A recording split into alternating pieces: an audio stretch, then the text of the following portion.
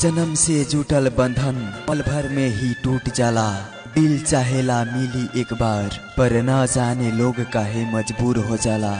मेरा दर्द तुम ना समझ सके, मुझे सख्त इसका मलाल है। जरा फिर समझ कर जवाब दो, मेरी जिंदगी का सवाल। घर परिवार से जुटल कहानी वाह भाई दोस्त और प्रेमी प्रेमिका बीच के कहानी के साथ कार्यक्रम जिंदगानी।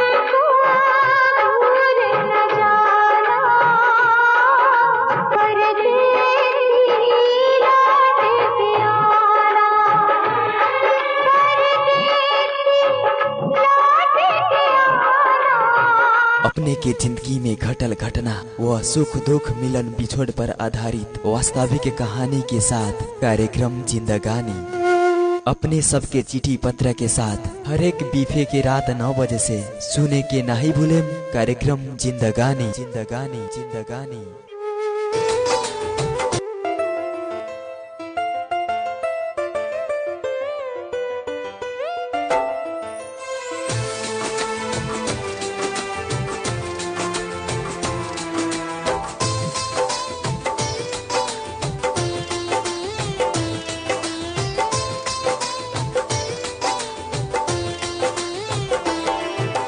तो हरा सनम जी न पाएब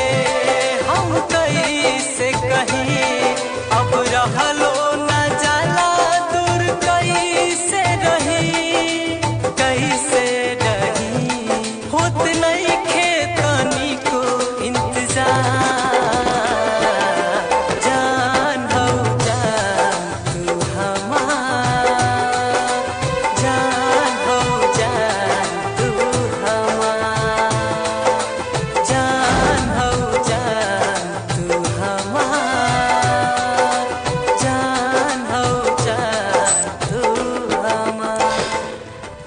जान हो जान तो हमार। प्रतीक मिश्रा जी की आवाज में सुमधुर गीत अपने सब सुन लिए हैं। गीत के साथ साथ रेडियो भोजपुरी 92.8 मेगाहर्ट्ज, साथ ही विश्व भर के साथ www.radiobhojpurifm.com, हाम्रो पात्रो एप्स और फेसबुक पेज से हमनी के प्रसारित हो रहा बानी अपने सबके रेडियो सेट मोबाइल सेट पर।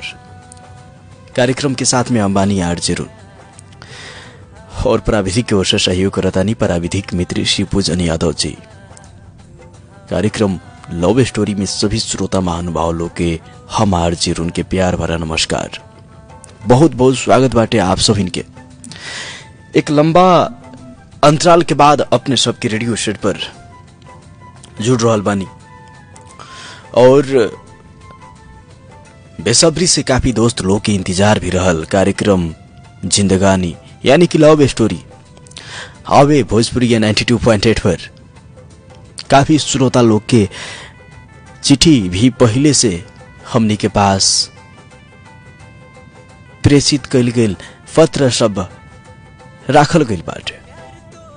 वो पत्र सब के निरंतरता देवे के प्रयास आज के 17 से हमनी के शुरू करतानी। हरेक बीफे की रात 9 से 10 बजे तक कार्यक्रम जिंदगानी सुनते आवत रहनी है और आज से फिर से अपने सब सुने कह के विश्वास भी दिलावे के चाहे। काफी दोस्त हमनी के फेसबुक के माध्यम से भी जुड़ रहा बानी। सभी दोस्त लोग के दिल से धन्यवाद। ई कार्यक्रम के शेयर कर दिहल जाई अपने सबसे रिक्वेस्ट करतानी। हिमांशु पांडे जी हमनी के कार्यक्रम फेसबुक लाइव के माध्यम से सुनतानी। श्याम बाबू मंडल जी सुन रहल बानी। शनि शभन जी सुन रहल बानी।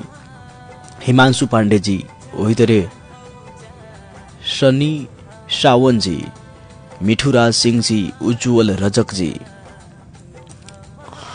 राणा नितेश जी और उसे ही हमनी के गुलशन ठाकुर जी, निरंजन पटेल जी, रेडियो फैन पंकज जी, रामलाल सुमन जी, विजय चौहान जी, विकी कुमार दास जी, संदीप पटेल जी फेसबुक के माध्यम से सुन रहल बानी। कार्यक्रम के शेयर कर दिया जाए रिक्वेस्ट बाटे अपने संपूर्ण श्रोता महानुभाव लोग से।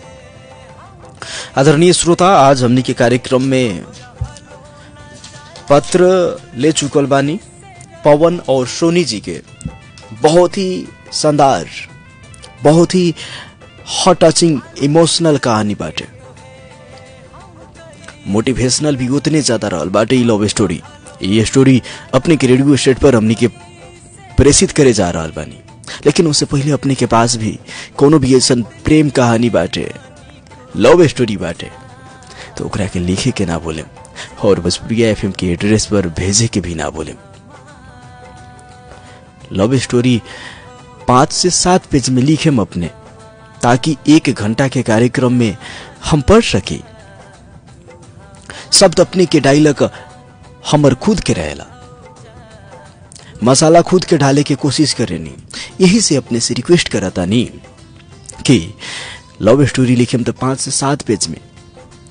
और ये स्टोरी के यदि रुआ बीरगंज के आसपास के श्रोता बानी तो हमनी के ऑफिस में आके भी पत्र दे सकता नहीं।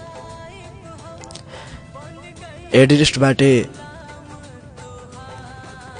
Radio Bhojpuri FM 92.8 megahertz, Birgunj महानगर पालिका ward number 10, Adarsh Nagar, town hall gate के पास हमनी के ऑफिस रहल बाटे। लेकिन दूर के बानी तो व्हाट्सएप करे अपने। व्हाट्सएप करे के खातिर नंबर देता नहीं अपने के 00977, उसके बाद 9801365013। व्हाट्सएप पर व्हाट्सएप कर सकता नहीं अपन लव स्टोरी अपने। आदरणीय श्रोता, आज कार्यक्रम में पवन जी के पत्र अपने के रेडियो सेट पर प्रेषित करे जाता नहीं।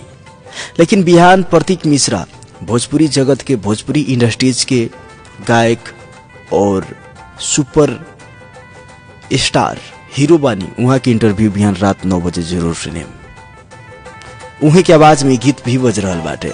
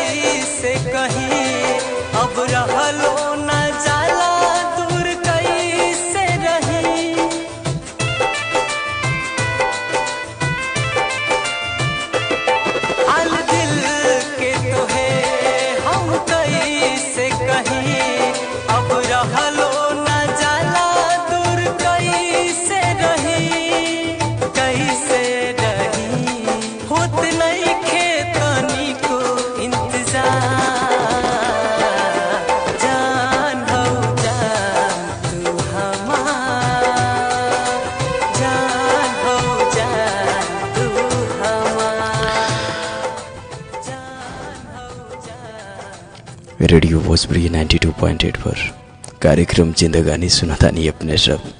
और आज के एपिसोड में पवन जी के पत्र ले लेवानी हमने के कार्यक्रम में पवन जी के लव स्टोरी सुनावे के प्रयास करतानी। आज हमने के पवन जी लिखतानी, आर जीरन भैया हमर दोनों हाथ जोड़ के अपने के नमस्कार। अपने के कार्यक्रम नियमित रूप से सुने नी, आदत सा हो चुकल बाटे अपने की आवाज सुने के। जब तक अपने के लव स्टोरी कार्यक्रम ना सुने नी मन बेचैन सा रहेला। धन्यवाद पवन जी इतना प्यार बरसावे के खातिर। अर्जुन भैया हम भी अपने के कार्यक्रम में चिट्ठी लिख के भेजा था नहीं, ये चिट्ठी के रेडियो पर प्रसारितकरण आशा रखा था नहीं। धन्यवाद पवन जी। अर्जुन भैया प्यार इश्क मोहब्बत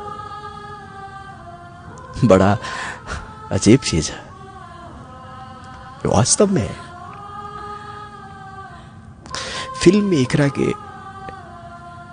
दर्शावल गल रहेला, फिल्म में दिखावे वाला लव और रियल लाइफ के लव में बहुत फर्क होला।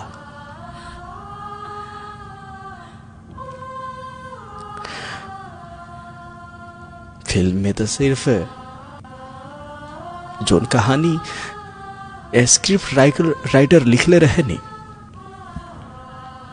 हर हाल में लव के सक्सेस करे के खातिर राइटर एक तरफा दोनों प्रेमी लोग के पक्ष में कहानी लिख के मोरल ऑफ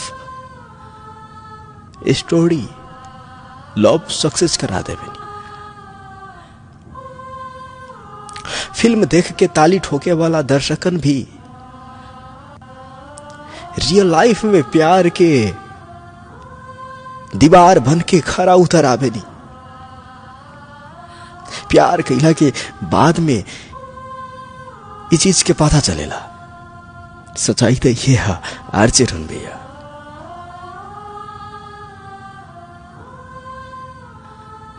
एक रील में बनावल गई लव स्टोरी के साथ देवे वाला लोग भी रियल लाइफ के लव के खिलाफ उतर आवे नहीं। एक ना दू ना 10, 20, 50% ना बल्कि 95% लोग बस हम तो यही कहे कि तरवा रील में बनावल गई लव स्टोरी के भी खिलाफ रही, या फिर रील के लव के साथ साथ रियल लव के भी साथ देवे की साहस राखी। आरजे रुन भैया दरअसल हमर प्रेम कहानी भी कुछ फिल्मी सा ही बाटे।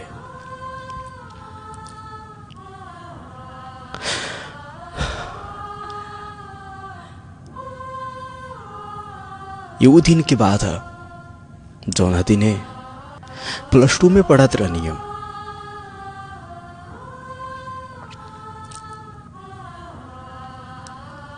एजुकेशन में इंग्लिश मेजर लेकर के पढ़ाई करत रहनी। तकरीबन 13-14 वर्ष पहले के बाद है।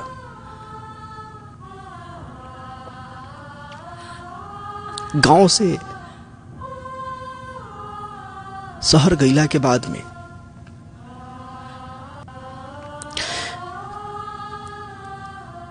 पढ़ाई प्रति के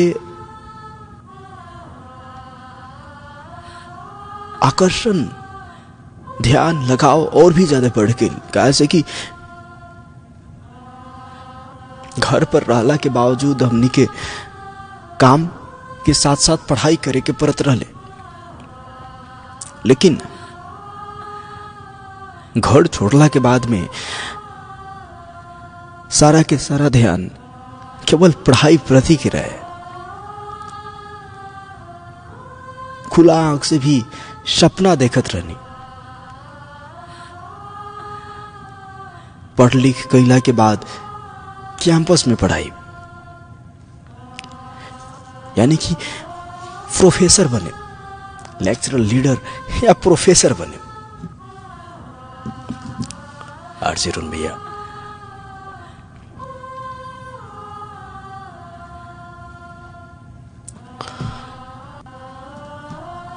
बड़ी मेहनत से जुनून के साथ दिन रात एक कर चुकल रहनी। फर्स्ट टर्म सेकेंड टर्म पास करते गई नहीं। निरंतर मेहनत के बावजूद फाइनल एग्जाम में भी बढ़िया रिजल्ट्स, कैंपस में ही हाईएस्ट नंबर आयल रहे। बहुत खुशियां रहे। घर परिवार हर के होके खुला आंख से सपना देखे के आदत हो चुकल रहे हमरा लेकर के। मिडिल क्लास के फैमिली के होते हुए भी आरजे रुन भैया मेजर इंग्लिश में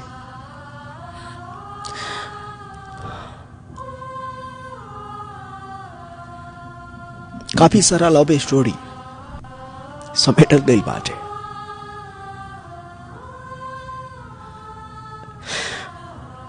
और इंग्लिश मेजर में जे कुछ भी होला फ्रैंकली होला, एकदम खुला। इंग्लिश के लेक्चरर लोग भी खुला विचार के होके नहीं, और स्टूडेंट लोग भी ओपन हार्ट के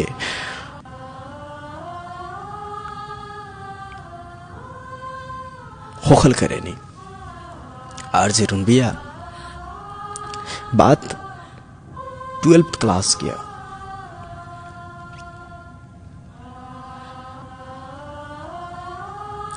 जब हम 12th क्लास में रहनी, सेकेंड पार्ट में,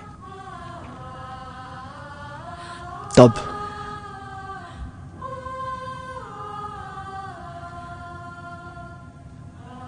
कुछ दिन के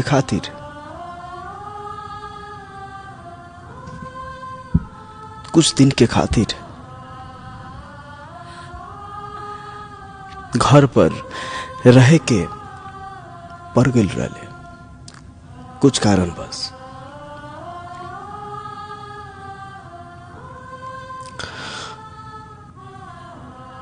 ओकरा बाद कुछ क्लास भी हमफर हो चुकल रहे हमार, तकरीबन 1.5 हफ्ता जितना। कैंपस गईला के बाद में बहुत सारा विषय वस्तु, बहुत ऐसा कंटेंट छूट चुकल रहे।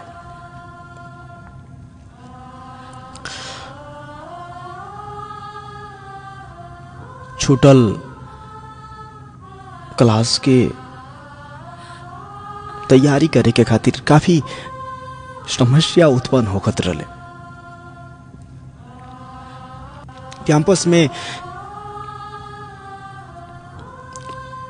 इंग्लिश मेजर में सबसे ज्यादा टैलेंट केहू रहली तो ऊ रहली सोनी।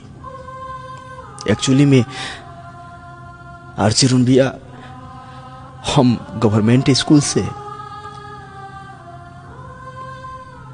एसएलसी कैला के कारण से इंग्लिश थोड़ा हार्ड रहे हमरे खातिर, लेकिन सोनी के बैकग्राउंड इंग्लिश भइला के कारण से, बोर्डिंग स्कूल प्राइवेट स्कूल से पढ़ला के कारण से सोनी बाकी विषय सबसे इंग्लिश में स्ट्रांग रहली।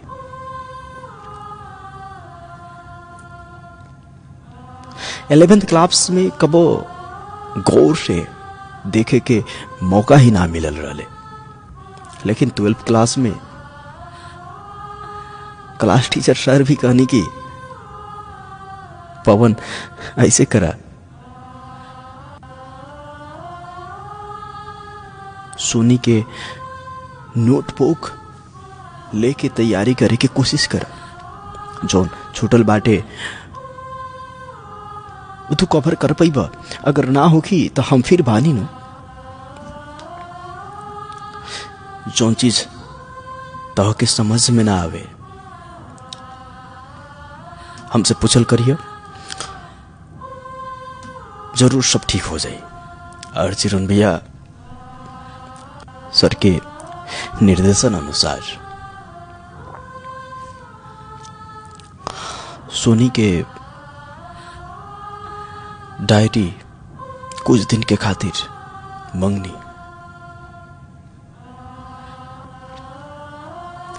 और जौन चीज ना ही समझ में आवत रहे वो चीज सोनी से पूछत भी रहनी। पढ़ते पूछते पता ना कब सोनी के खातिर ये दिल में जगह बन गई, पता भी ना चला। और वाला सोनी जितना खूबसूरत लड़की से के ना प्यार करे, केकरा के पसंद ना आए। इतना खूबसूरत और पढ़ाई में भी उतने टैलेंटेड आरची रुनबिया ऐसे पहले को वो सोनी के इतना ध्यान से ना देख ले रानी, जितना अब देख ले अगला रानी।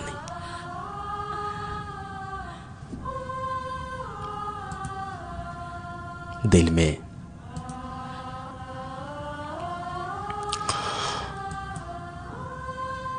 बहुत सारा बात सुनने के कहे के खातिर छुपा के लग रहे, लेकिन अपन दिल की बात और से कैसे ब्याह करे कुछ समझ में आवत रहे।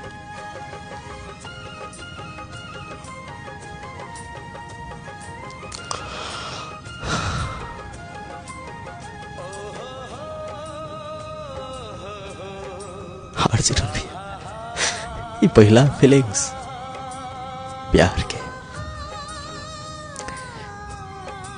शेयर करे में, प्रपोज करे में बड़ा कठिनाई होला। मन में उत्साह, हर्ष, उल्लास और फिर थोड़ा सा डर, डांट के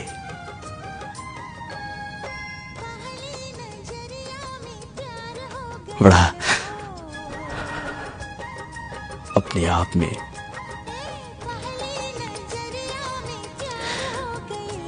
अपन दिल की बात दिलवर से बतावल मुश्किल होला।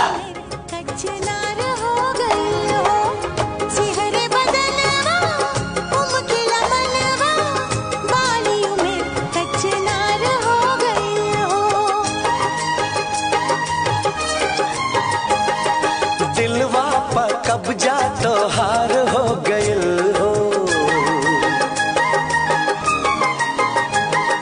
दिलवा पर कब्जा तो हार हो गइल हो। अचके में आके दिल में समा के ललकी परी से नई नचार हो गइल हो। अचके में आके दिल में समा के ललकी परी से नई नचार हो गइल हो।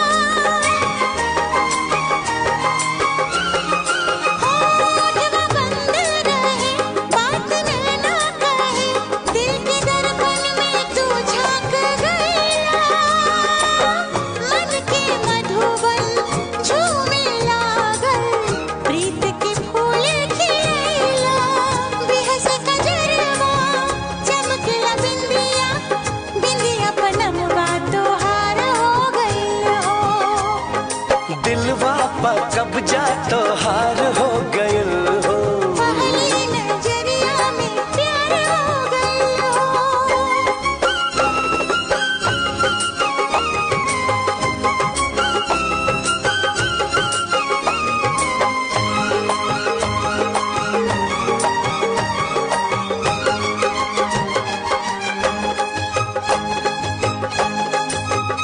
तू गुलाबी कली रस भरी चुलबुली, लाल होठवा पर ललचाई गईली।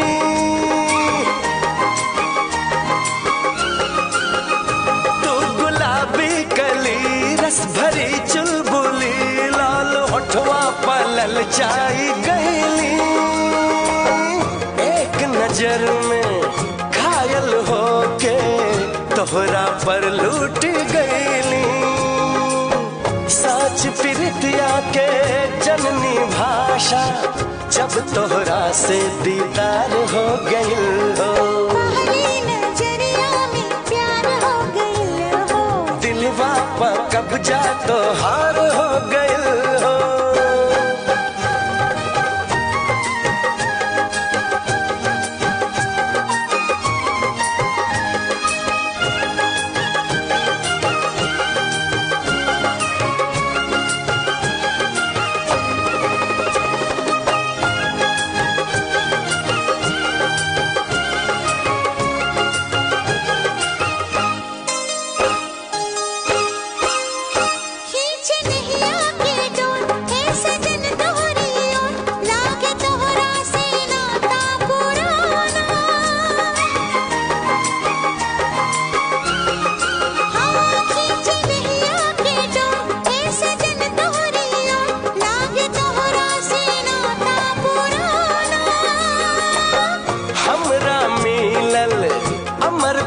दिया के अनमोल खजाना, एको छनवा बिन तोहरा के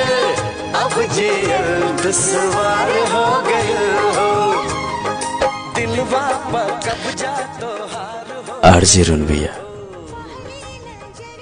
दिल के बाद दिलवर से संजा करे में दिल धक धक धक धक धक धक धक धक करेला, लेकिन फिर भी जब तक दिल के बाद होश से बयान ना करे तब तक पता भी कैसे चली।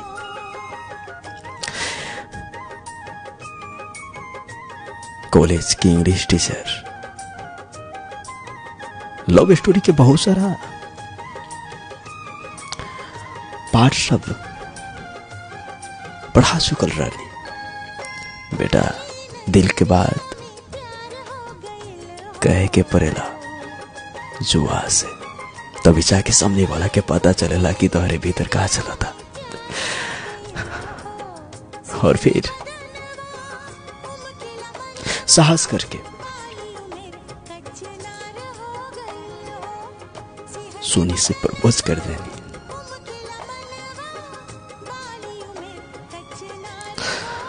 सोनी एक बात कही, अगर बुरा ना माने तो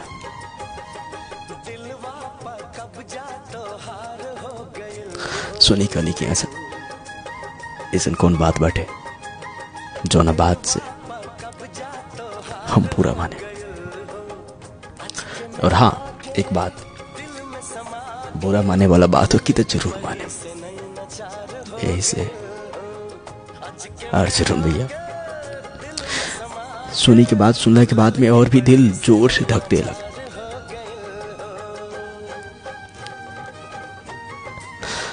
और फिर दिल के बाद जुआ पर आ ही गए। आरजे रुन भैया सोनी से बात करनी था, कहले कि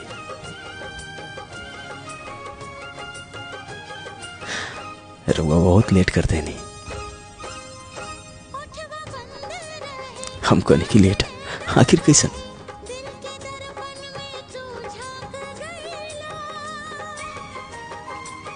हम तो रुआ से फर्स्ट ईयर से ही प्यार करेंगे और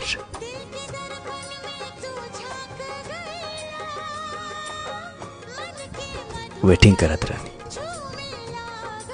कि कब रुआ कहे, कब अपने के मुंह से ही बतिया सुने की मिली।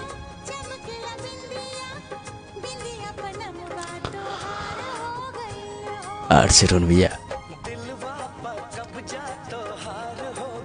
फीलिंग्स दो तरफा होला। इससे पहले तो सिर्फ फिल्म में देख ले रहना, रियल लाइफ में भी ऐसे हो गया।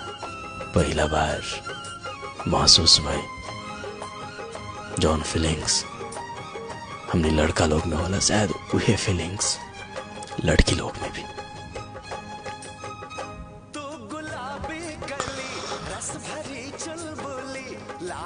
आरजे रुन भैया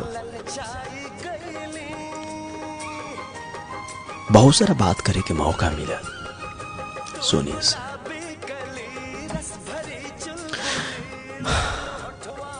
और हम पूछने की अच्छा शायद लेट हम ही बानी।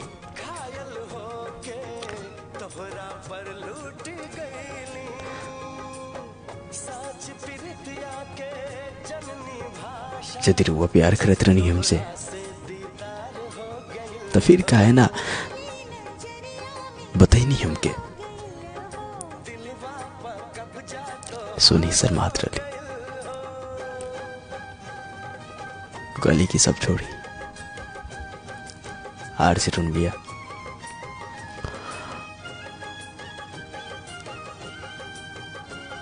लव के गाड़ी हमने के फर्स्ट स्टेशन से खुल चुकल रहे।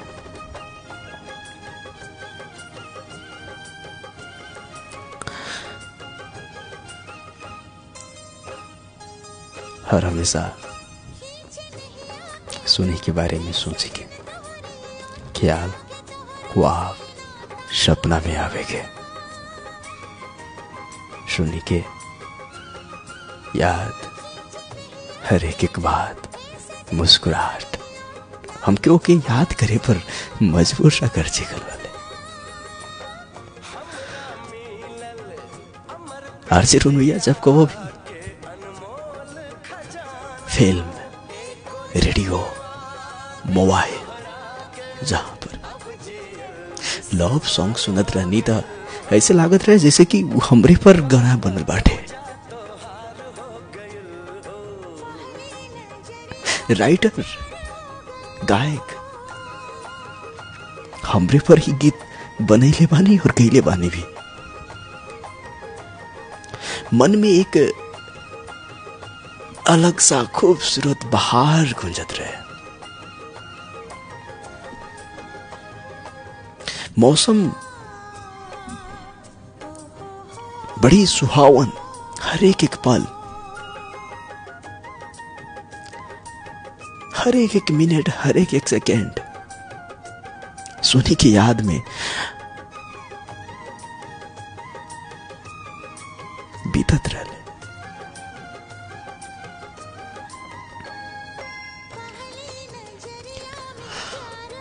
मिले के बस एकुड़े जगह कैंपस।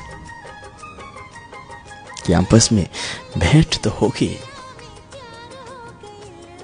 आरजे रुनैया पता ही ना चले कैसे कैसे कैंपस के 6 से 10 बजे के समय 4 घंटा निकल जाता।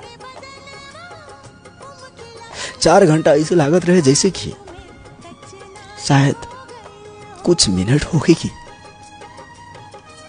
बाकी के 20 घंटा वर्षों बराबर लागत रहे रूम पर बितावे में। प्यार भइला के बाद में इंसान ना बल्कि दीवाना बन जाला। सुन ले रहनी, अब तो हमरे लाइफ में हमरे साथ एक कुल होके लागल रहे।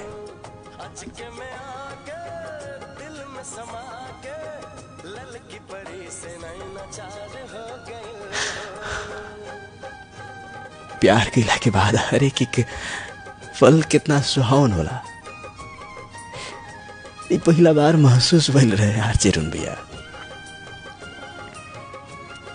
हमने कब एक दूसरा के इतना ज्यादा करीब आ गए नहीं पता ही ना चला। सेकेंड पार्ट के बहुत अच्छा से बीतल। ओकरा बाद में एग्जाम आए वाला रहे, फाइनल एग्जाम 12 क्लास की।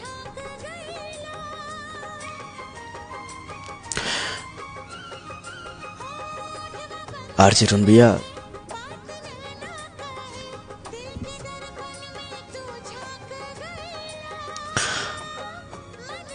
हमरा पास मोबाइल रहे, लेकिन सोनी अपना बाबूजी के मोबाइल से बात कर रहे रहे।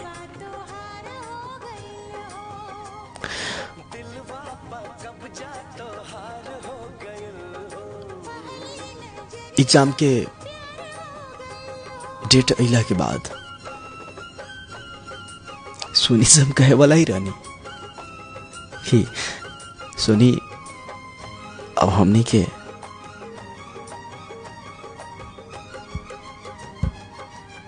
कॉलेज भी बंद होके वाला बाटे, एक दूसरा से मिले भी ना पाए और एग्जाम के भी डेट आ चुकल बाटे। अब शायद हमनी के ज्यादा बात कईल भी ठीक ना होगी। शायद 12 क्लास में बढ़िया मार्क्स ले आवे के खातिर और भी ज्यादा ध्यान देके पढ़े के पड़ी। आरजे रुनैया सोचने लगने की बिहान सब चीज सोनी के बता दे कह के। बिहान भैला कैंपस गई नहीं,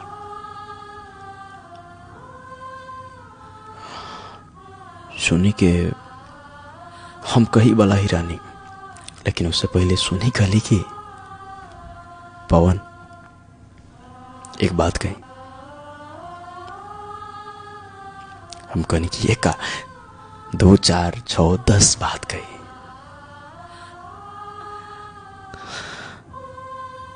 सोनी कहली कि देखी ना, हमार पापा जी हमार शादी कर रहा था नहीं, और लड़के वाला के शनिचर के दिन हमरा देखे खातिर बोले ले बानी। और हाँ, लड़का के जाके देखाइल भी बानी, हमरा तो पता भी ना रहे। देख के इला के बाद में बाबूजी बताइने कि लड़का इंजीनियर बानी और उनकरे से शादी होके वाला बाटे। हो सकी था रउआ भी एक बढ़िया लड़की देख के शादी कर ले, और वो लड़की बहुत खुश नसीब होगी जो ना से अपने के शादी होगी। अर्जुन भैया सोनी की बात सुनने के बाद में हम कैसे लागत रहे जैसे कि हमरे पांव तले जमीन निकल गई।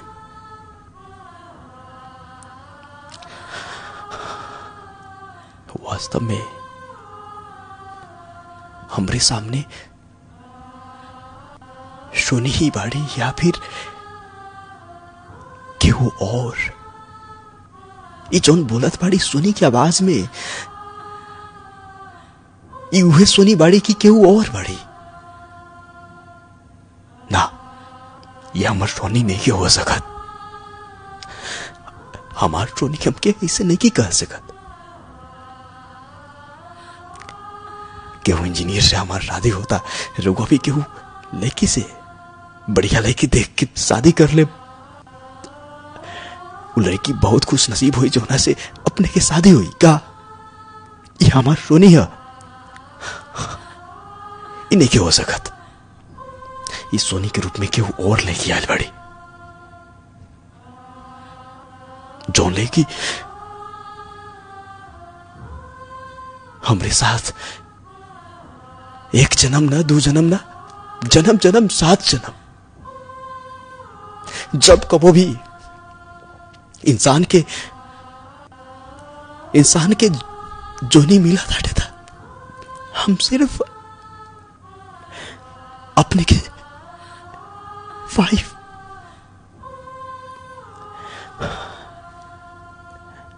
सर पर हाथ रख के क्रिया कसम वादा खाए वाली लड़की ऐसे बोल सकत बाड़ी का? केवल 4-5 महीना में ही सब कुछ भुला देली? नहीं की हो सकत।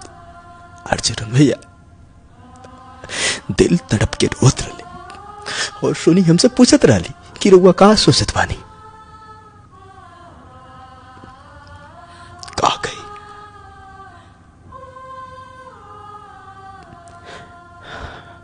दिल में अनेकन ख्याल आवत रहे, लेकिन जुबा कुछ बयान ना करे पावत रही। कितना दर्द सेकंड में सोनी कितना दर्द दे दहली, एकरा के हम ब्याह भी ना कर सकत रहनी अर्जुन भैया। और हम कहनी कि अरे सोनी ही काकत बाड़ू तू, ही काकत बाड़ू। अरे तू कहीं मजाक ही हुआ। सोनी कहली कि अरे पागल, मजाक ना, ये सच कहता नहीं, सच कहता नहीं। ये सनीचर के लड़का वाला देखे आए वाला बानी हमके।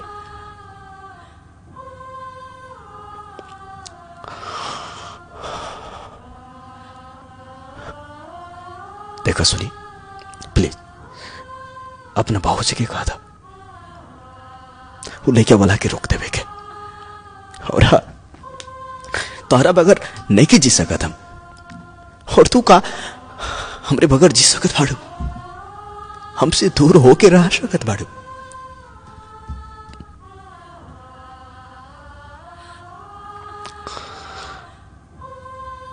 अर्जुन भैया सोनी के हम बहुत प्रयास करी बुझावे के, सोनी भी हमके बहुत चाली कन्विंस करेंगे।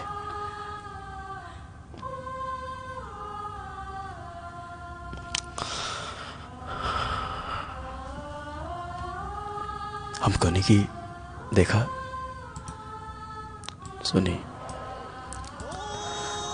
हम एक बार तारा बाबूजी से मिले के चाहता नहीं, हम जरूर उनका रह के समझाए, हम विश्वास दिलाए।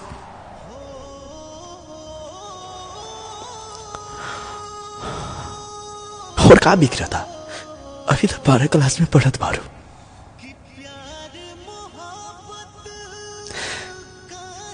हम अपना पैर खरिया के हम एक सफल व्यक्ति बनला के बाद तो से शादी करे।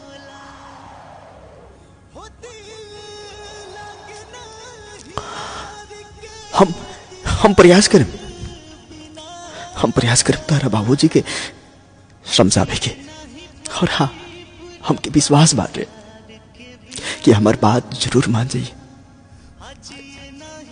अंकल जी के हम पूरा प्रयास करें, और हाँ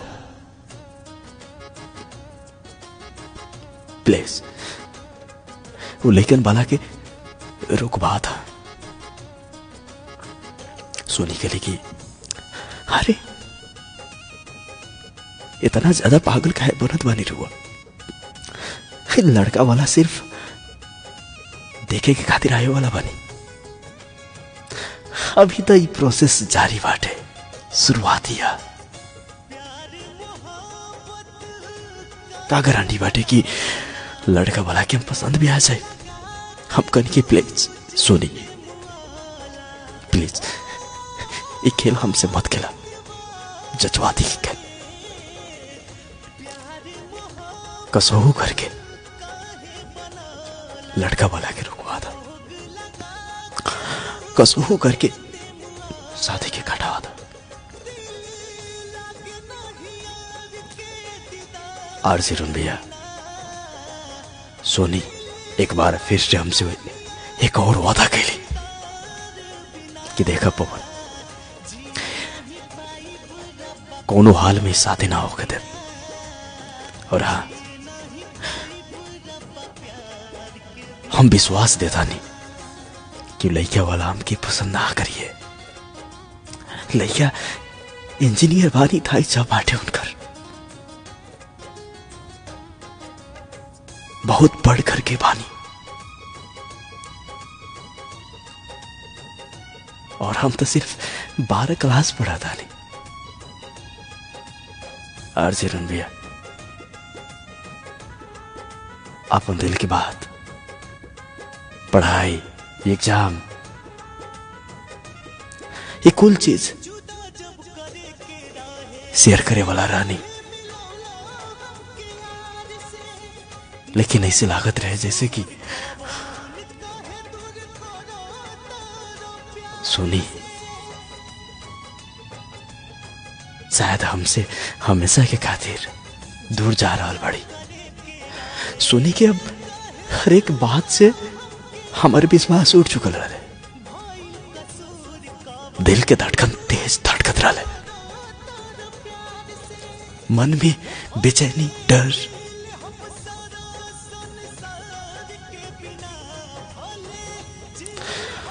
और भी ज्यादा सोनी की याद हमके सतावे लागल रहे। शनिवार के दिन की प्रतीक्षा, और फिर लड़का वाला लोग के पसंद ना पसंद जाने के खातिर दिल बेचैन सा, बस दिल दिमाग में इतने हमके रहे कि काश सोनी की कहल बात सच हो गए। काश सोनी जैसे हमके बतैली है लड़का वाला बिल्कुल वही तरह करे। लेकिन आरजे भैया वही होला जन मंजूरी खुदा होला। लड़का वालन सोनी के पसंद करके सोनी के साथ ही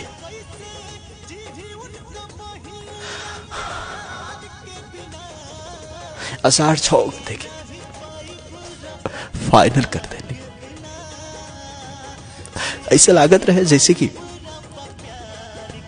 सोनी के शादी के दिन ना बल्कि हमर मौत के दिन फिक्स हो चुका बात। हर एक सेकेंड, हर एक मिनट ओकरे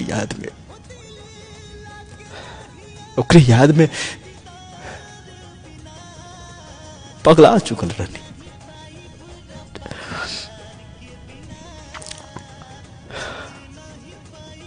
पढ़ाई, रियल लाइफ, प्रोफेसर बनने के ड्रीम, लेक्चरर, लीडर, प्रोफेसर,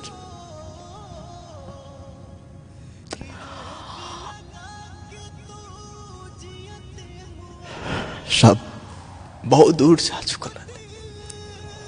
बस सोनी सोनी सोनी पागल सा हो चुकल रहनी सोनी की याद में।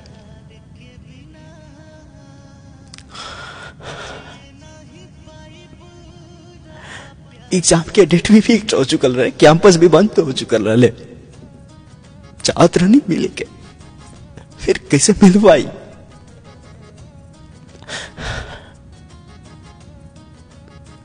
एक बार और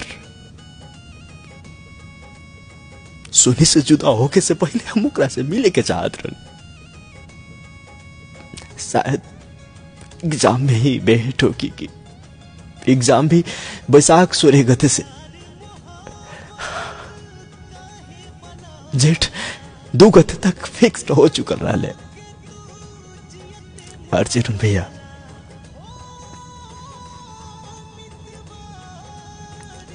लेकिन एग्जाम से पहले मिले के चाहता नहीं हम। कैसे मिली, कहां पर मिली, कैसे, कौन प्रकार के कम्युनिकेशन ना। लड़की इतना ज्यादा बेवफा हो सकत बाड़ी अंदाजा भी ना कैले रहनी। ख्वाब देखा के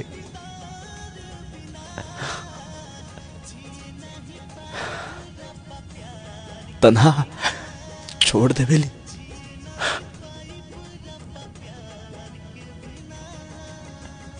अर्जुन भैया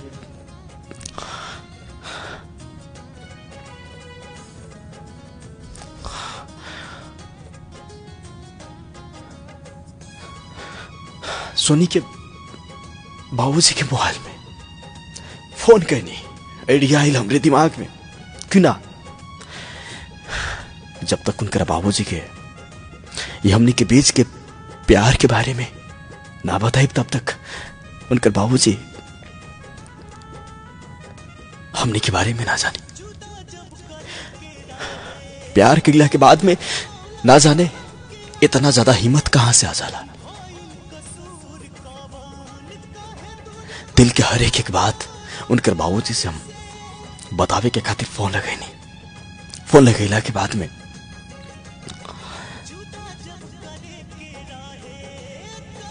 सोनी पास में ही बैठल रही। हम कहने की अंकल जी हम पवन बोला था नहीं। सोनी की क्लासमेट कुछ गप करे के बाटे अपने से। अर्जेरन भैया,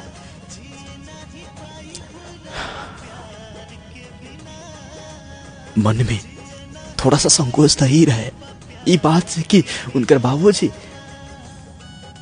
और भी ज्यादा हमरा से नाराज हो जाइए, लेकिन फिर भी दिल की बात जब तक बताई ना तब तक वो लोग जाने भी कैसे। उनकर बाबूजी से सब बात बताई नहीं। अंकल जी प्लीज सिर्फ 2 मिनट फोन मत काटे अपने, बहुत जरूरी बात करे के बाटे अपने से। सब बात बतैला के बाद में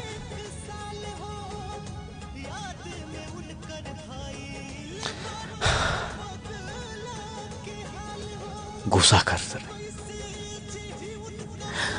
और वहां की कहानी की 1 मिनट बेटा होल्ड में रहा।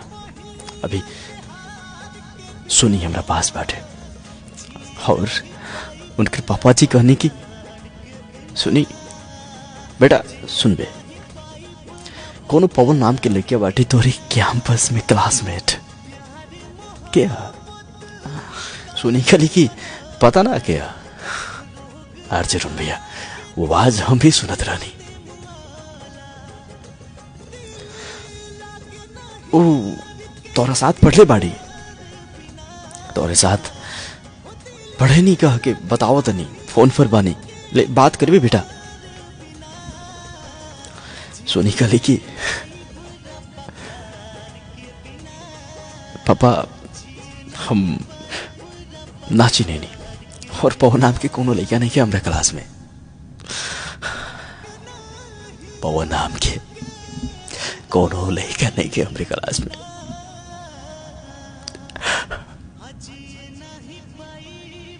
अर्जुन भैया वो लड़की नाम से भी नफरत करे ली, हमरे पहचाने से भी इनकार करत बाड़ी।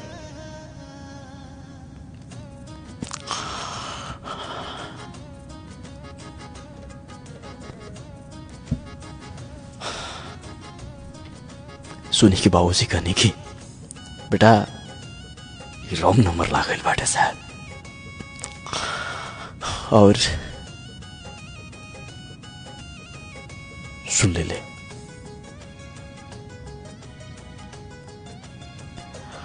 ये दूसरा नंबर चेक करके लगा हुआ। ये जो सोनी के खोजत बड़ा वो सुनी ना, बल्कि दूसर सोनी के बाबूजी बोला था नहीं हम ये तो हार सोनी नहीं कि तो अपना सोनी के लेके फोन करा। हम भी कहने की हाँ अंकल जी ये नंबर रॉन्ग लगाइल बाटे, नंबर रॉन्ग लगाइल बाटे बाबू अंकल जी मिला के करा था नहीं हम फोन। अर्जुन भैया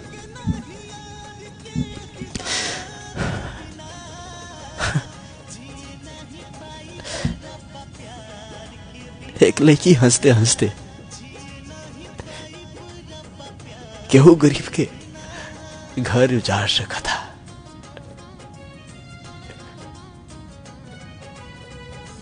केहू के सपना चुरा सकत बा, हम तो कबो सोच ले भी ना रही।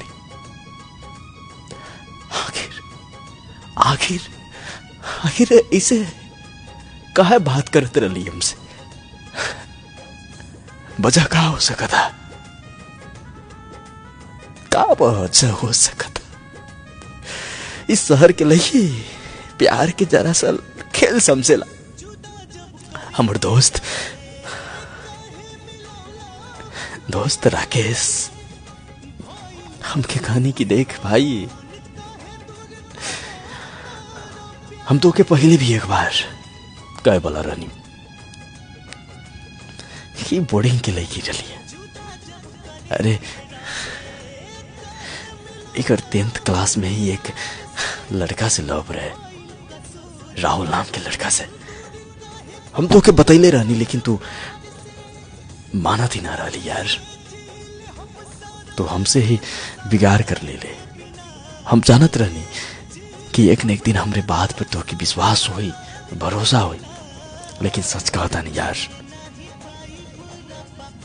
सोनी तारा लाइफ में आवे से पहले एक राहुल नाम के लड़का के लाइफ में रह चुकल बाड़ी, ओकर लाइफ के डैमेज कर चुकल बाड़ी। शायद ये बात सही है।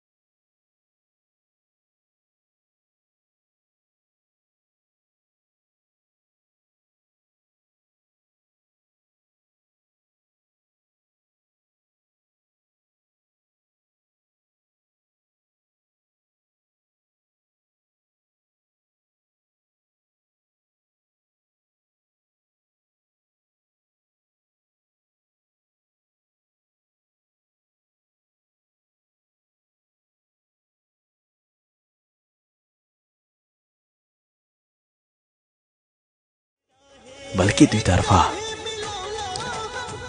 शायद जितना हम प्यार करें नहीं, सोनी भी हमके उतने चाहे ले, लेकिन ऐसा ना होला। दिल टूटला के बाद में आवाज ना होला।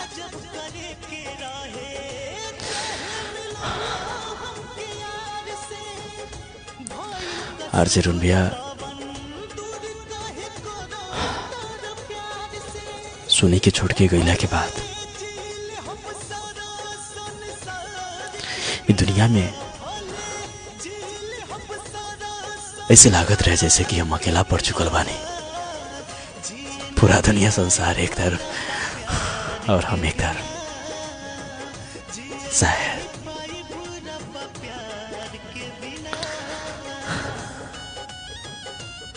भैया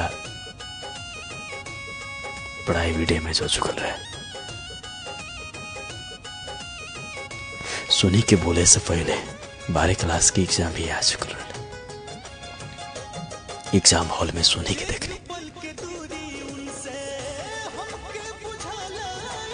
आंख से आंसू आवत रहे।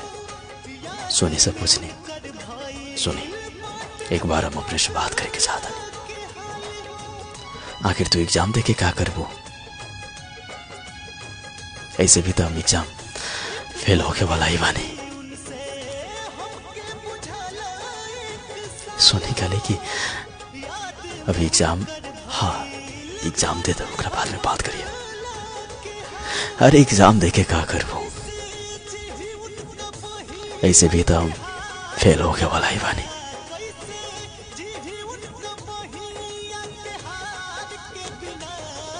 अर्जुन भैया बहुत प्रयास करी बात करेंगे। एक दिन 2 दिन बीत गए। एग्जाम के बाद जब रुके के चाहत रहे, बात करे के चाहत रहे, तब तक उनकर भैया सेंटर पर रात में आवत रहे, मौका ना मिला।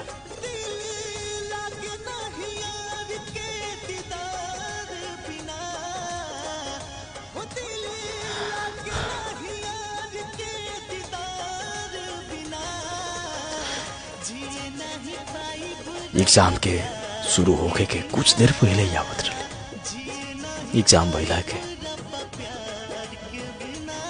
सूरज से कुछ पहले ही निकल जात रही क्लास से।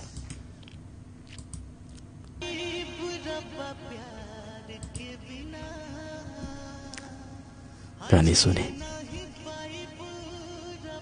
कि वो के लाइफ से खेल के खूब एग्जाम देता रहो।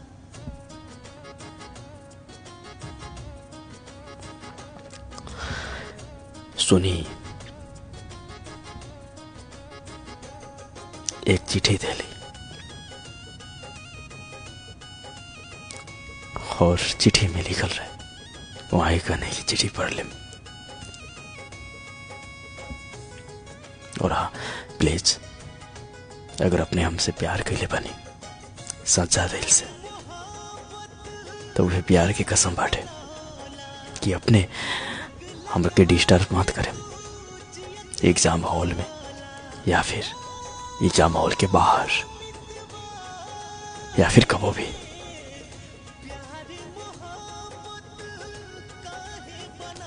हमार लाइफ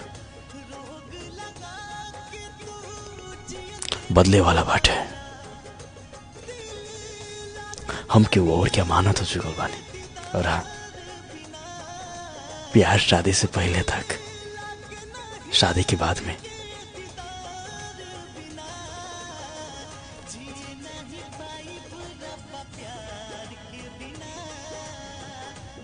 लाइफ अलग हो जाला। बस हमर इंगेजमेंट हो चुकल बाटे, वही लड़का से शादी भी होगी। और हाँ, इस समाज में प्यार के का महत्व हुई बाटे। स्कूल लाइफ कब हम अपने से मिलनी, रुआ हमसे मिलनी, हमने एक दूसरा के पसंद करत रहनी। और जब तक टाइम रहे तब तक बस एक रखे का हादसा समझ के बोला जाए प्रभु।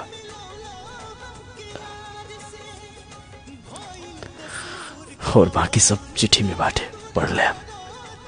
अर्जुन भैया चिट्ठी में वही चीज लिख ले रही, सच्चा प्यार कैले हो क्या हमसे, वह प्यार की कसम हमके डिस्टर्ब ना करें अपने।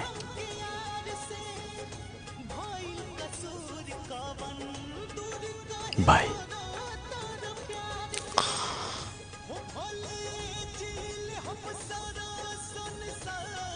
अर्जुन भैया, हम जकरा खातिर कबो टॉप करत रहनी, +2 की एग्जाम में 1 ना 2 ना 4 गो विषय में फेल गई। सिर्फ 2 गो में पास मिल रही, धोखा से।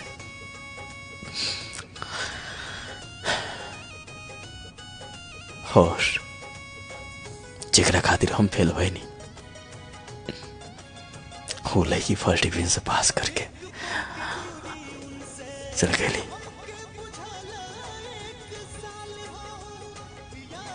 हमसे बहुत दूर।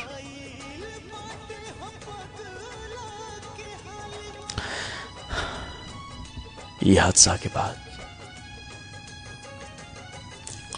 रूम छोड़ के घर पर आ चुकल रहने। बाबूजी कहते रहने की बेटा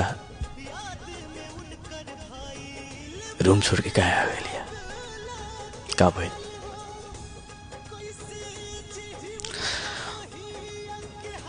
तोरा शहर में रह के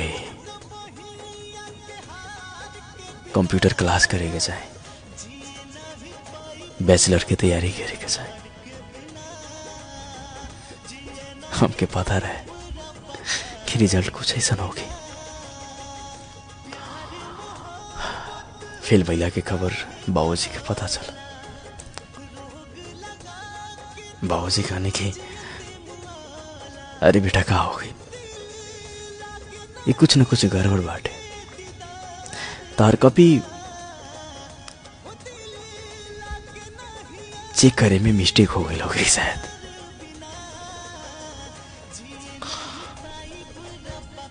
और एक्चुअली में बाबूजी देखत भी रहनी, पहले के पवन में और अभी के पवन में बहुत बड़ा फर्क रहे। पहले के पवन हंसत रहे, गावत रहे, मुस्कुरा के जिए वाला पवन। अभी के पवन मुरझाइल फूल के नियन, उदास खामोश रहे वाला पवन केहू भी महसूस कर सका था। अर्जुन पिया फेल भैला के बाद में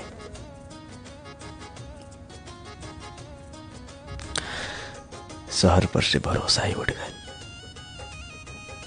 ऐसे लागत रहे जैसे कि शायद सब धोखेबाज होला। बाबूजी बहुत कहनी पढ़े के खातिर,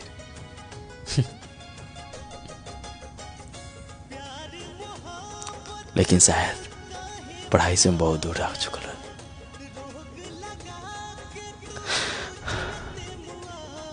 गांव के साथी लोग विदेश जात रही, पता ना वे लोग के झुंड में कब हमर वीसा पासवर्ड बन गई, वीसा आ गई, विदेश गई नहीं। अर्जुन भाई विदेश में तकरीबन 7 वर्ष काम करनी,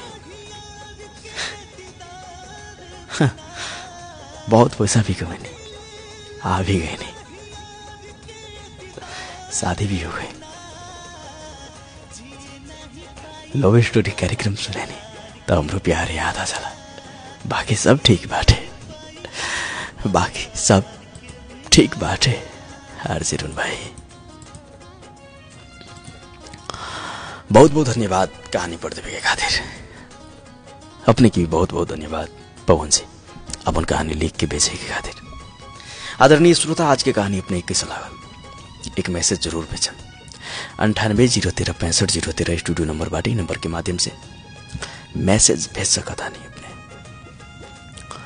और शिवपूजन जी कहता नहीं कि कुछ श्रोता से हमने की बात भी करें, तकरीबन 4-5 कॉलर से हमने की बात करें। 9803655013 स्टूडियो नंबर बाटे, नंबर के माध्यम से फोन करके अपने बात कर सकता नहीं। आज की कहानी यदि पूरा सुननी है का कहे के चाहे अपने प्यार के कारण पढ़ाई से दूर भागते, पढ़ाई के डाउन करते, फ्यूचर के बिगाड़ते, काफी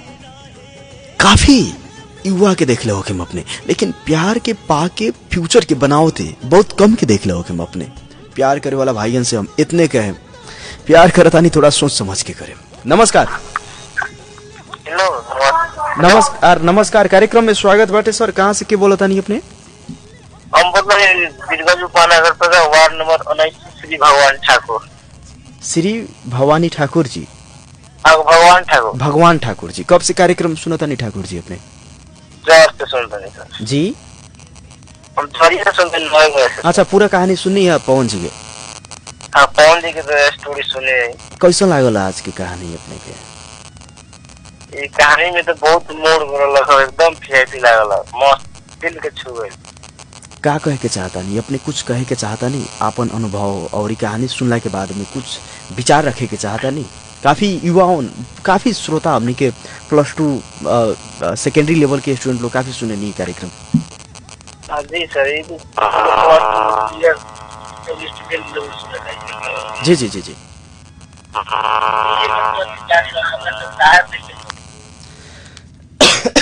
भगवान ठाकुर जी अभी हमनी के साथ में रहनी है वीरगंज महानगर पालिका से। वहाँ के फोन डिस्कनेक्ट हो चुकल बाटे। अगला कॉल से भी हमनी के बात करें। अगला कॉल भी आ चुकल बाटे। कह किसी पूजन जी इशारा करतानी। हेलो नमस्कार, माफ करें फोन डिस्कनेक्ट हो चुकल बाटे। 98-013-65-013 स्टूडियो नंबर बाटे। इ नंबर के माध्यम से फोन करके अपने आपन विचार सुना सकतानी, संक्षिप्त में बातचीत कर सकतानी। मैसेज भी काफी मिला ताटे। नमस्कार। हेलो हेलो नमस्ते। नमस्कार, कार्यक्रम में स्वागत बाटे। अपने के कहाँ से के बोला तानी, नाम सुनाइए अपन।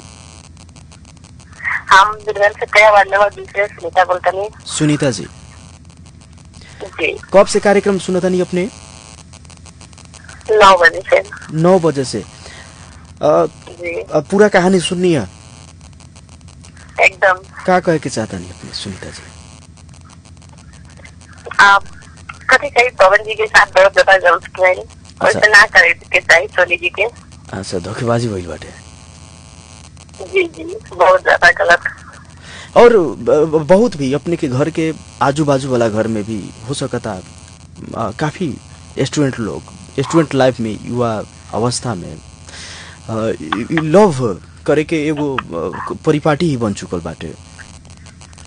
लेकिन जी हमारे जैसे भी कहीं अगर लड़की में तो सबके लव एकदम सक्सेसफुल बा, बहुत अच्छा से बीत रहा बा, ऐसा कौनो बाधा नहीं आई। अच्छा, लेकिन अब लव करे वाला प्रेमी लोग के सपोर्ट करे के देखे नहीं अपने गार्जियन लोग सपोर्ट कर देवे नहीं, शादी विवाह करा के दोनों की एक जगह मिलावे के काम करे नहीं गार्जियन लोग, या फिर अमरीश पुरी जैसे विलेन के काम बाबूजी लोग ही करे लगे नहीं? जी जी हमने ये ऐसा बातें जो बहुत अच्छा से सफल हो गए लोग के, जितना बड़ा पहले वाला लोग सब कोई सफल हो गया। लव में सफल, लाइफ में सफल, फ्यूचर में कुछ अच्छा करे के सब चीज भैया की सबके सफलता ना मिलेला। अच्छा, ऊपर वाला भी पता ना। लेकिन लव जोन बाटे में जात पात, ऊंच नीच, धनिक गरीब, ई सब चीज के देखेला नु। ई ना देखे के चाहिए, सही बात का ना। लव ई चीज कुल चीज के ना देखेला, लेकिन माई बाबूजी तो ई सब चीज के देख के ओकरा बाद में शादी विवाह वाला प्रोसेस, अरेंज मैरिज हमनी के समाज में ई चीज की प्रथा। जी जी क्या लगा था गार्जियन लोग सपोर्ट करती, जाति धर्म ये सब चीज के छोड़ते हुए जे के उके? आजकल के तो ऐसे नहीं हो सकत। नहीं के हो सकत। चलिए, बहुत बहुत धन्यवाद। नमस्कार दीदी। नमस्कार। नमस्ते। रेडियो भोजपुरिया 92.8 के माध्यम से कार्यक्रम सुनतानी जिंदगानी, जिंदगी के अनुभव, जिंदगी से जुड़ल कहानी। आज लव स्टोरी अपने के बीच में रखनी है। नमस्कार। हेलो नमस्कार, माफ करें अपने के फोन काटल जाता। बहुत ज्यादा दर्द भरा कहानी रहला का भैया। जैनुद्दीन अंसारी जी के भी मैसेज आइल बाटे। नमस्कार। हेलो नमस्कार, कार्यक्रम में स्वागत बाटे। कहाँ से की बोलता नहीं अपने? अन्नू कुमारी प्रजापति, नगर 7 नंबर 8 से। कौन नाम बताई नहीं अपने? एक बार और फिर से नाम बताई तो अपने।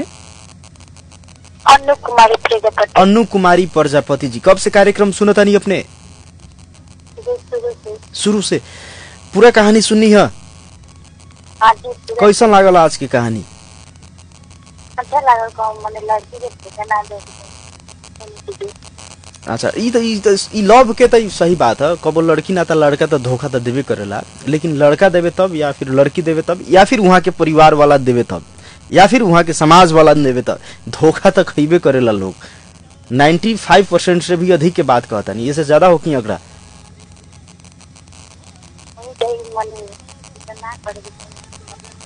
थोड़ा जोर से बोलिए अपने, आवाज बहुत धीमी धीमी से आ रहल बाटे।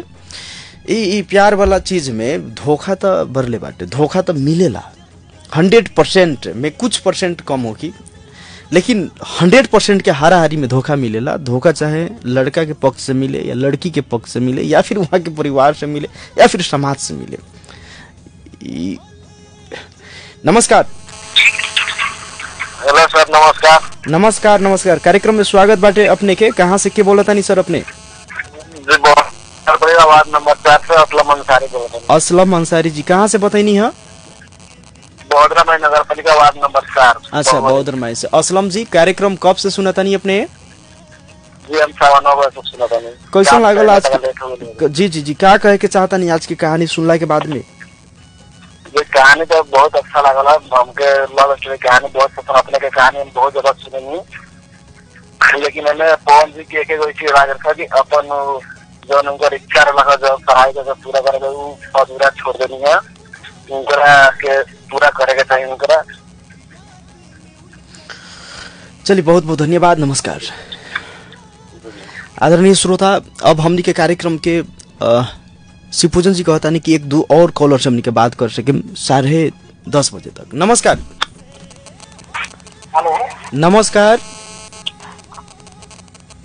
हेलो सर नमस्ते। नमस्कार सर, नमस्कार। कार्यक्रम में स्वागत बाटे अपने के। नाम सुनाई अपन? बहुत बहुत धन्यवाद। जी हमारा नाम पर विकी कुमार दास। अच्छा विकी दास जी। जी बहुत दिन के बाद में आज हमनी के बातचीत होता है। कैसन समाचार बाटे अपने के? जी जी कहीं ना कहीं बहुत बढ़िया हुआ कि हम तो रोज 9 बजे रेडियो ट्यून करके मतलब मिलाओ तो नहीं गिरवा पानी की ना से जी मतलब बहुत दिन अंतराल में बात भइला। कहीं ना कहीं बहुत दिल खुश बाकी हुआ, फिर कम बैक कर देनी। चलिए बहुत बहुत धन्यवाद इतना प्रतीक्षा करे के खातिर। का कहे के चाहता नहीं, कब से कार्यक्रम सुनाता नहीं आज? जी आज तो कहीं ना कहीं समाज प्रयास में रेडियो ऑन को हुआ है कहीं नहीं हमारे पास 10-15 मिनट में रेडियो इतने के ऑन रखो। अच्छा तो अचानक रुआ के प्रोग्राम आ गया तो सुन के कहीं ना कहीं हम बहुत मतलब बहुत हम खाना खाते नहीं, खाना वाला छोड़ के एक्साइटेड। चलिए बहुत बहुत धन्यवाद विकी भाई, अपने के धन्यवाद देवे के चाहे। का कहे के चाहता नहीं अपने अपन विचार रखी कहानी से जुड़ल विचार? कहीं ना कहीं जौन आज के पवन भाई के जौन मतलब स्टोरी सुननी है और स्टोरी सुनने के बाद रुआ के मतलब खुद के एक्चुअल बात कहता नहीं कहीं ना कहीं आँख में आंसू आ गई और उनका ऐसा सेम चीज शायद हम भी कोई गुजरल रहती। अच्छा बड़ा दुखद बात बात है। मतलब लड़की जो रही उनका साथ तो इतना कर तो कहीं ना कहीं कोई के साथ मतलब कोई अपन दिल चिड़ के देखा कोई मतलब ना कि वो दिल निकाल के बाहर थे, बड़ा दिक्कत बात था। और वो कॉल मतलब दुकान की। हेलो जी जी जी जी हमने सुना था, नहीं बोलो जाओ। कॉल बाकी वो ये मतलब तुम क्यों करता है ये मतलब की दुनिया में जरा तो समझ के चले हर वक्त टूट के बिखरता है। प्यार करना गलत नहीं है, गलत इंसान से प्यार करना बहुत गलत बात है। अच्छा जी चलिए बहुत बहुत धन्यवाद विकी भाई, नमस्कार, शुभ रात्रि। आदरणीय श्रोता, रेडियो भोजपुरिया 92.8 के माध्यम से कार्यक्रम सुनता नहीं अपने। एक और कॉलर से बात करें। नमस्कार। बगल में रेडियो बजाता, साउंड थोड़ा कम कर दिए अपने। कम हो गया है। जी जी सुतल बानी, थोड़ा सा जाग गई सर अपने। कहाँ से के बानी अपने? हम बिहार से चिलझपटी से बोल रहे हैं। चिलझपटी बिहार। अच्छा चिलझपटी बिहार से बोल रहे हैं आप। नाम बताइए सर अपना। ननक कुमार। मनोज कुमार जी, कैसे हैं आप? ननक कुमार जी। ननक कुमार। ननहक कुमार जी। हाँ जी। अच्छा हाल खबर बताइए अपना, बिहार वासी का हाल खबर। बहुत बढ़िया है, आपने सुना दिया आपने। हम लोग भी अच्छे हैं, काफी अच्छे हम लोग। कार्यक्रम कब से सुन रहे हैं आप? हम तो सुन रहे हैं 9 बजे। क्या कहना चाहेंगे? ये कहानी हमको बहुत अच्छा लगा हुआ। चलिए बहुत बहुत शुक्रिया हमें सुनने के लिए। नमस्कार, गुड नाइट। Good night. आदरणीय श्रोता, लास्ट कॉलर से हमने के बात करें और फाइनली आज के सत्र से विदा भी मांगे। लास्ट कॉलर लकी कॉलर बनी के। नमस्कार। नमस्कार सर। नमस्कार नमस्कार। नाम सुनाई सर अपन? आकाश कुमार बैठा, कांतीपुर बरनिया। कांतीपुर बरनिया से आकाश बैठा जी। क्या समाचार बाटे आकाश भाई अपन? ठीक बात सर, अपन सुनाई। जी हम ठीक बाटे। खाना पीना हो गइल? हाँ हो गइल सर। कार्यक्रम कब से सुनता नहीं आकाश जी अपने? 9:30 बजे। 9:30 बजे से। का कहे के चाहता नहीं? बहुत अच्छा लागल बाकी। चलिए बहुत बहुत धन्यवाद, अच्छा लागल। स्टूडेंट लाइफ में बानी अपने भी? हाँ बहुत अच्छा। कौना लेवल में पढ़ाई कर रही? कौना क्लास में बनी अपने? जी 9 क्लास में। 6 क्लास में।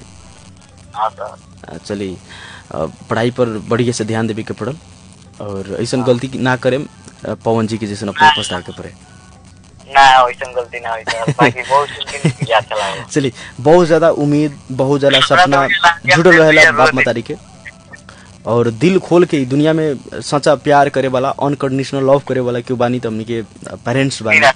उठेला अपने रो देखिया और वहाँ लोग के निस्वार्थ पूर्ण लगानी जोन होला बाल बच्चा लोग में और आउटकम्स वही हिसाब से अगर नहीं आवत तो कहीं ना कहीं से दिल हर केहू के दुखेला। यही से लड़की हमनी से बेवफाई करे या ना करे, लेकिन हमनी के बाप मतारी से बेवफाई ना करे के पड़ो। धन्यवाद, नमस्कार। आदरणीय श्रोता, आज के कार्यक्रम से हमनी के विदा मांगे के समय हो चुकल बाटे। काफी श्रोता लोग मैसेज भी भेजा रहल बानी। कुछ मैसेज हमनी के फेसबुक से लेवे के चाहे, फेसबुक कमेंट से भी हमनी के कुछ पढ़े। कार्यक्रम में श्याम कुमार जी जुड़ रहल बानी और लिखा था नहीं, नमस्कार आरजे रुन भैया। दिलीप कुमार शाह जी जुड़ रहल बानी, बहुत बढ़िया कार्यक्रम बाटे भैया। निरंजन पटेल जी लिखा था नहीं, किसी को चाह कर ना पाना दर्द होता है, लेकिन पाकर खो देना जिंदगी तबाह कर जाता है। वाह क्या बात है। प्रहलाद चौरसिया जी लिखा था नहीं, नमस्कार सर, अपने के भी नमस्कार। विनय चौहान जी भी जुड़ रहल बानी। वैसा ही मुकेश कुमार जी, श्याम कुमार जी, बलिराम कुमार जी हमनी के कार्यक्रम में जुड़ रहल बानी। उमेश शाह जी, विकी कुमार दास जी, वही तरह श्रीकांत बैठा जी, सतीश चौधरी जी, जयलाल जी, उषा पटेल जी, राहुल चौबे जी, अवधेश कुमार गुप्ता जी, प्रतीक मिश्रा जी, अच्छा सुपरस्टार प्रतीक मिश्रा जी भी हमनी के साथ में जुड़ रहल बानी। भोजपुरी फिल्म के हीरो बानी यहाँ के। और बिहान प्रतीक भाई से हमनी के इंटरव्यू भी रखले बानी। यहाँ के लगभग दर्जन जितना फिल्म आ चुकल बाटे। राजा राजकुमार फिल्म भी यहाँ के बा और बहुत काफी फिल्म भी आ चुकल बाटे। यहाँ के अच्छा एक्टर बानी, काफी बढ़िया एक्टिंग करेनी, गायक भी बानी। वैसा ही विजेश मुखिया जी भी हमनी के साथ में जुड़ रहल बानी। राहुल कुशवाहा जी जुड़ रहल बानी। सत्येंद्र पाल जी जुड़ रहल बानी। पप्पू शाह जी जुड़ रहल बानी।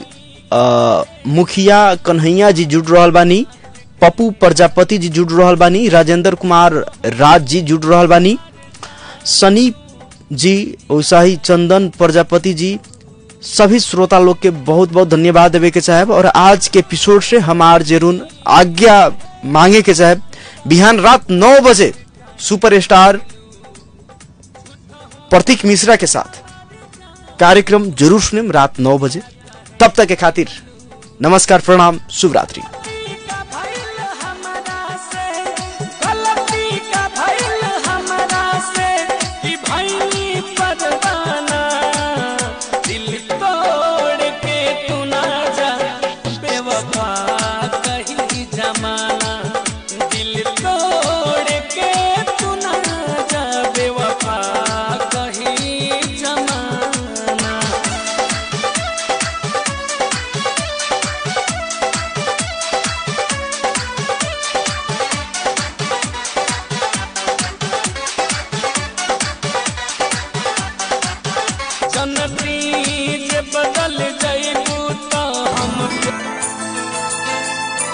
भोजपुरी आवाज, भोजपुरी संस्कृति और ये भोजपुरिया सबके साथ यह भोजपुरिया FM 92.8 मेगाहर्ट्ज। ए भौजी, इतना सवेरे सवेरे काहे रोतारू हो? बबी का शादी फिर कट गए। तो बार बार बबिया के शादी काहे कट जाता हो भौजी? फेस में सफेद दाग के चलते नु शादी कट जाता चाचा। तो सुनो भौजी, ई रोअल धोअल छोड़, अब बबी के लेके एसपी त्यागी सेवा सदन में चल जा। वहाँ डॉक्टर साहब बैठे नी जी। एकरा अलावा सभी प्रकार के नशा जैसे शराब, टैबलेट, इंजेक्शन, सिरप, गांजा, स्माइक के इलाज कर रहल बाड़न। और गेठिया, साइटिका, पथरी, कमर दर्द, घुटना दर्द, दमा, मिर्गी, दाद, दिनाय और सभी चर्म रोग एवं लिकोरिया, मासिक खराबी, बवासीर, पेट रोग, शुगर, गैस्ट्रिक, शीघ्र पतन, शुक्राणु में कमी, नपुंसकता, धातु छिंता इत्यादि बीमारी के इलाज जड़ी बूटी द्वारा कर रहल बाड़न। और चर्म रोग में दाग, दिनाय, खुजली, एक्जिमा, सोराइसिस तथा शुगर एवं पथरी के इलाज भी आयुर्वेदिक दवा रउआ द्वारा करेलन। डॉक्टर साहब दर्द के स्पेशलिस्ट बाड़न। प्रत्येक शनिवार गोपालगंज बस स्टैंड के निकट भी मार्ट के बगल में, रविवार हरसिद्धि थाना के बगल में पूर्व प्रमुख राजा राम जी के मकान में, बुधवार नरकटियागंज कचहरी रोड मुख्तार खाना के बगल में, मोतिहारी LIC से पूरब आनंद होटल के नीचे, गुरुवार घोड़ा सहान स्टेट बैंक से 5 मकान पूरब सीताराम शाह जी के मकान में, शुक्रवार शनिवार रक्सौल में डंकन हॉस्पिटल से पूरब पहला गली त्यागी जी के अपने मकान में। समझ गईला हो भाई, हम तो देखलो ही नहीं। तो डॉक्टर साहब के नंबर लिख लो 9955 94 53। डॉक्टर साहब देखी ना, मुंह पियरा गइल बा, हाथों झनझनाता, का बा एकर इलाज? देखी अपने के कहल सब समस्या आ साथ में चेहरा मुरझाइल, सीढ़ी चढ़ला पर आ तेज चढ़ला पर जौन सांस दम फूलेला